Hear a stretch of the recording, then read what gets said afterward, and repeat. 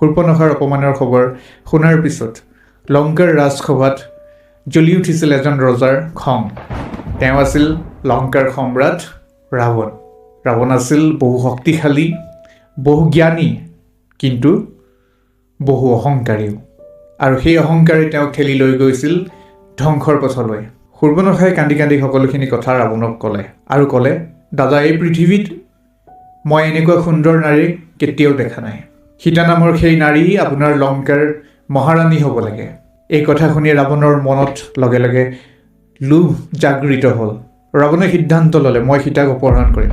কিন্তু তেওঁ এইটোও জানিছিল যে ৰাম আৰু লক্ষ্মণ থাকিলে সীতাক স্পৰ্শ কৰাটো অসম্ভৱ।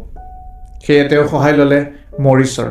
মৰিচে নিজৰ মায়াবী শক্তিৰে এটি সোণালী হৰিণৰ ৰূপ ল'লে।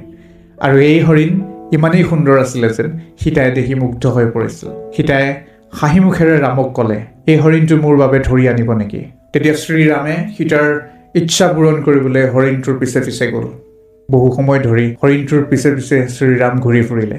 অন্তত শ্ৰীৰামে নিজৰ বাণ এৰি দিলে।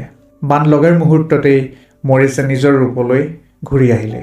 আৰু মৃত্যুৰ আগমুহূৰ্তত শ্ৰীৰামৰ মাতটো নকল কৰি চিঞৰি উঠিলে, হে লক্ষ্মণ, মোক বচোৱা। সেই মাত